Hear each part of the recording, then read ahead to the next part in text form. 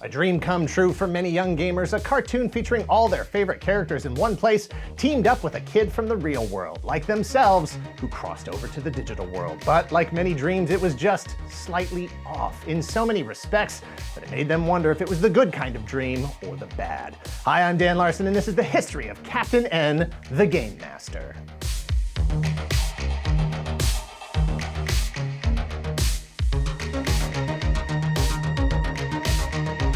Captain N, the Game Master is an animated series produced by Deke Entertainment that ran 34 episodes, kind of, over 3 seasons, sort of, from 1989 to 1991, a mashup of pieces from multiple series that almost got made to form a new series that actually got made. For 7 years, Mother Brain's evil minions have laid siege on the peaceful Palace of Power. She is determined to become Queen of Videoland. Despite the ineptitude of her hapless generals, King Hippo and Eggplant Wizard, her plan is working. As Mother Brain plots the palace's doom, the beautiful Princess Lana is filled with despair. Lana admits that her own forces can't hold out much longer. The loyal Kid Icarus, brave fighter Mega Man, and, Simon Belmont, they're not enough. But just as she is resigned to their fate, the Power Glove tells her not to give up hope.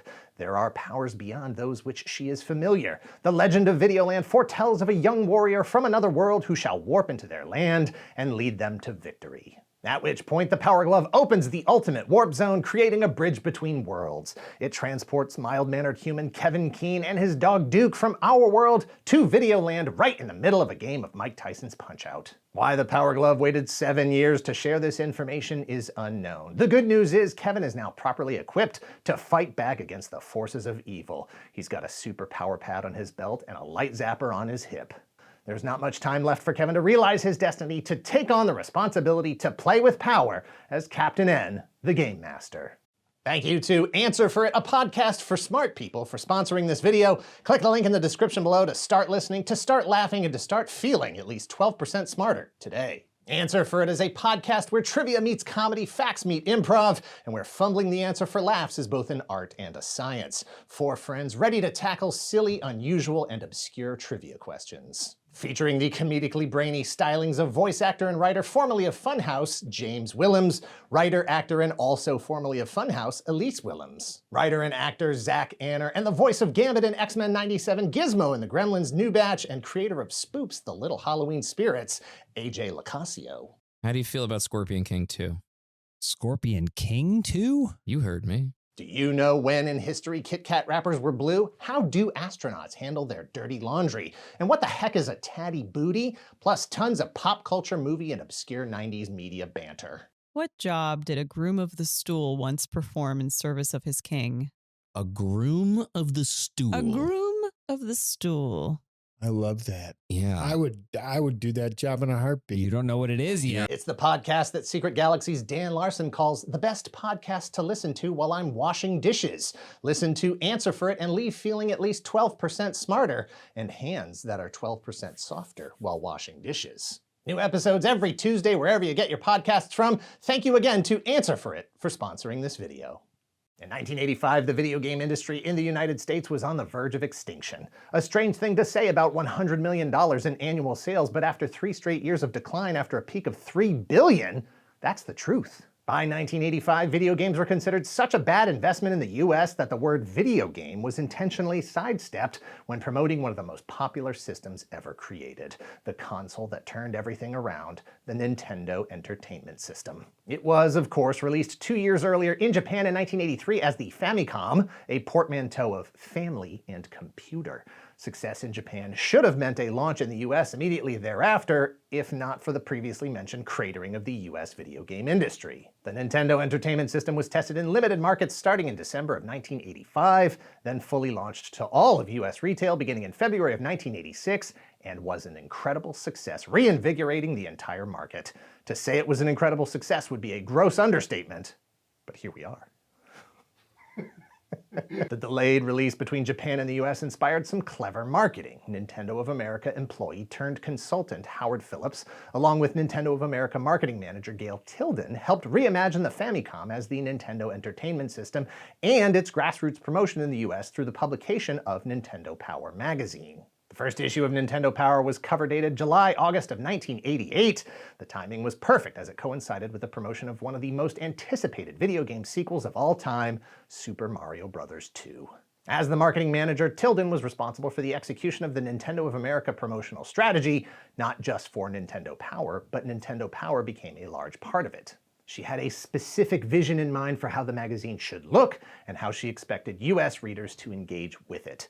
That said, she frequently butted heads with the Japanese and American design staffs when she wasn't willing to compromise that vision, unfairly earning her the reputation on both sides of the Pacific as the Dragon Lady. According to Nintendo Power contributing editor Randy Studdard, he created an original character called Captain Nintendo. In the early days of Nintendo's growth in the US, he thought a new mascot, a superhero, would be ideal to sit alongside established characters like Mario, Donkey Kong, and the bike from Excitebike. Studdard learned a lot about Nintendo's customers in the US through his analysis of correspondence sent to Nintendo Power magazine, who the readers were, what characters they liked, and the games they played the most. Drawing on his own history as a longtime reader of comic books, he developed an origin story for Captain Nintendo tied to Nintendo's own internal operations. Kids already thought that playing games at Nintendo was the coolest job in the world. What if Captain Nintendo didn't just play games, but make them? Captain Nintendo's origin story went like this. Brett Randalls was a game technician at Nintendo. One day, a special package was delivered containing an assortment of microchips that were manufactured on a mysterious island in a process that included magic somehow. When his co-worker Tara placed her cup of hot coffee too close to the sensitive chips, they exploded. The chip fragments embedded themselves in a nearby monitor, an NES control deck, a controller, and Brett himself. The monitor came to life, called itself Emerald, and Brett now had superpowers. Super Nintendo powers. Unfortunately, some of the magical computer chips also embedded themselves in the NES cartridges around Brett's workstation, bringing the evil Mother Brain from the game Metroid to life here on Earth. Mother Brain used her power to conjure up Ganon, Link, and Princess Zelda from the game The Legend of Zelda. The idea from a real-world marketing perspective was that Captain Nintendo's origin, his powers, were uniquely associated with Nintendo and whatever came with that. His adventures each issue could be tailored to promote whatever game or peripherals they wanted to promote. The initial two-part story ran in the November 1988 and January 1989 issues of Nintendo Power magazine, and then that was it. According to Studdard, Nintendo Power editor-in-chief and head of marketing for Nintendo of America, Gail Tilden, the Dragon Lady as he called her, liked the story but chose to devote the pages to more tips and tricks going forward. Studdard, in an effort to undermine Tilden's authority, took the story and the pitch to Tilden's marketing subordinate's assistant to see if they would be more receptive to taking the character beyond the pages of Nintendo Power. Again, according to Studdard, the assistant liked his story and proposed that something could be done with it, as long as Studdard was willing to forfeit his rights to it, which he did. And according to Studdard, that's when his concept for Captain Nintendo was handed over to DiC Entertainment, who were already working with Nintendo to develop cartoons from Nintendo properties. Holy cannoli, kids, I'm Mario, and I'm telling you, if you're not watching the Super Mario Bros. Super Show, you're gonna turn into a Goomba. Don't be the last on your block to be playing with pasta power. Tune in for the wildest weekday fun in the universe. Join me, Luigi, Princess Toadstool, and Toad. We're gonna kick some Koopa. Woo! Don't miss the fun. Weekdays at 3:30 on Fox 41.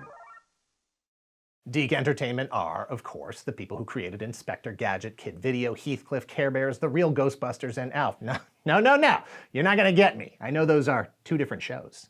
DiC were cartoon giants getting bigger with every license they signed. In this case, DiC CEO Andy Hayward was intent on being the studio that courted Nintendo and, in particular, the Super Mario Bros. Hayward had witnessed firsthand through his own 3-year-old daughter the power Nintendo had over kids. DiC wanted to build a show around the whole idea of Nintendo. Lots of different shows, a block of shows called the Super Mario Bros. Power Hour. DiC developed concept art for multiple potential Nintendo series like The Legend of Zelda, Metroid, Castlevania, Double Dragon, and more. But what DiC ended up developing was the 1989 syndicated series called the Super Mario Bros. Super Show.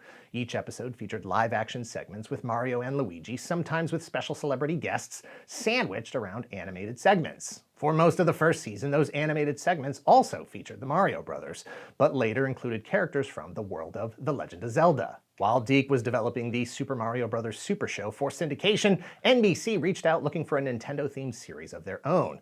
Fortunately, Deke had a drawer full of concept and character designs ready to go. Specifically, a series based on the Nintendo game Paperboy, but renamed Buddy Boy for legal reasons, because in 1988, the US federal government was attempting to get a handle on the glut of cartoons as commercials that plagued children's television. Without getting too deep into the story, children's television in the US was somewhat regulated in the late 1960s and 70s in an attempt to protect children from advertisers who used cartoons as a way to sell things to kids who couldn't tell the difference between the show and the commercials. When the 80s started, those regulations were discarded by the Reagan administration, which gave birth to the golden age of G.I. Joe, Transformers, Thundercats, Voltron, Ghostbusters, Ninja Turtles, and all the rest. By 1988, it was clear that the federal government was once again moving toward new regulations, so some toy manufacturers and cartoon studios took steps in anticipation of the new legal landscape.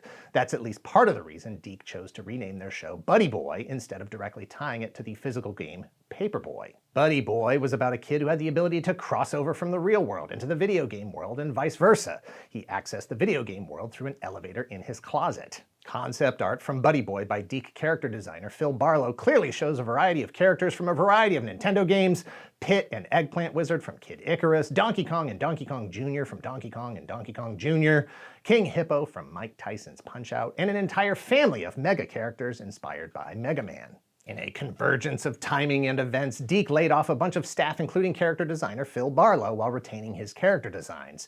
Deke reimagined Buddy Boy with some of the Captain Nintendo concept mixed in as a new series called Captain N for NBC. Why Captain N and not Captain Nintendo, as Studdard had originally named him? Because in April of 1989, the US federal government officially began working on the Children's Television Act, which would put new regulations in place regarding children's television and the appearance or function as commercials for products. Deke and Nintendo wanted to get ahead of the game and disabuse themselves of any accusations that the new cartoon was, in any way, a commercial for the NES. Yahoo! Even though it was. Longtime animation writer Jeffrey Scott, who worked on cartoons like Super Friends, Muppet Babies, Dungeons & Dragons, and several projects with Deke, like The Littles and Mask, was asked by Deke head Andy Hayward to develop the Captain N series. Captain N incorporated elements of several different Nintendo games, including Mega Man, Kid Icarus, Castlevania, Metroid, Mike Tyson's Punch-Out!, Donkey Kong, and more.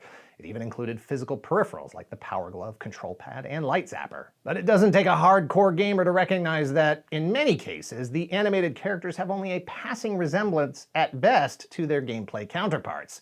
The names are the same, but they look off. Furthermore, the voice characterizations and personalities are hilariously over the top, like cartoonishly. Changes that diverged from viewers' expectations given how much closer Mario and the world of Zelda were adapted for the Super Mario Bros. Super Show. Scott has said that he was familiar with the Nintendo Entertainment System and got familiar with some of the games and characters before he started writing, but ultimately, he didn't feel tied to their in-game personalities or the rules of their particular worlds. Scott's job was to make entertaining cartoons for kids 6 to 11, not develop the Nintendo Cinematic Universe Bible.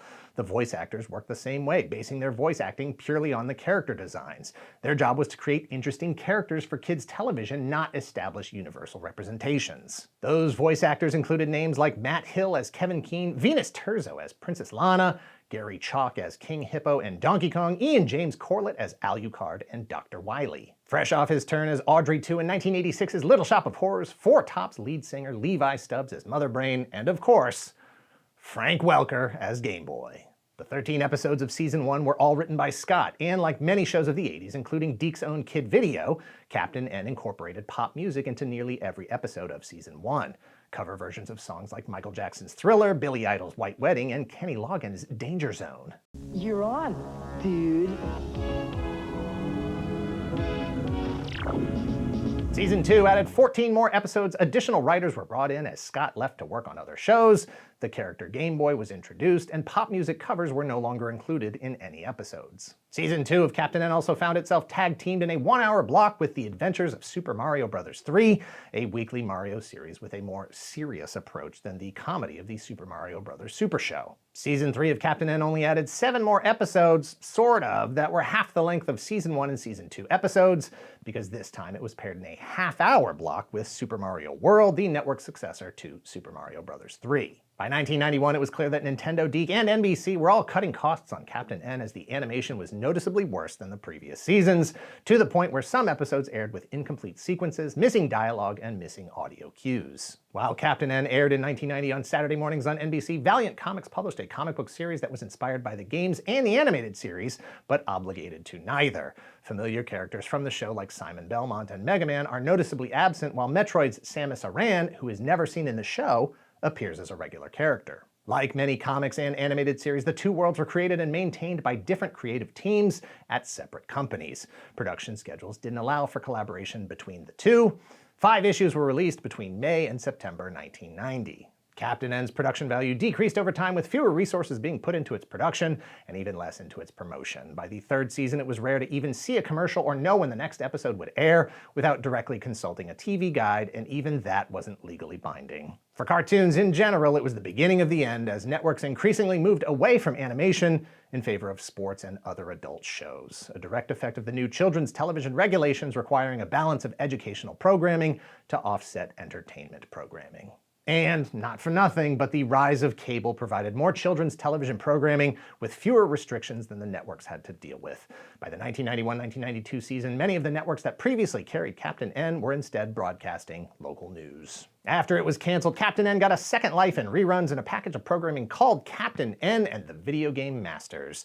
This included Captain N, The Legend of Zelda, The Adventures of Super Mario Bros. 3, and Super Mario World. However, the Season 1 episodes of Captain N that originally featured cover versions of popular music were rescored to remove the pop music, because when the rights were being secured during production of those episodes previously, they only included the original airings, not subsequent packages or home media releases. Through 1993, Captain N and the Video Game Masters could be seen on the USA Network as part of their Cartoon Express block of programming.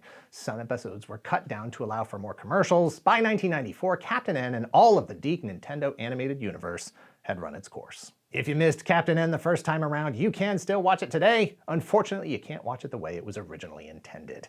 The pop songs included throughout Season 1 are still outside the licensing rights and no longer appear in the episodes. That said, Captain N can be found here on YouTube on the Wild Brain Superheroes channel. If you're clever enough, if you're patient enough, you can pick out the sections that would have included pop music and just play it yourself in another browser or on another device. Or just play your own music. There are no rules. You're on, dude.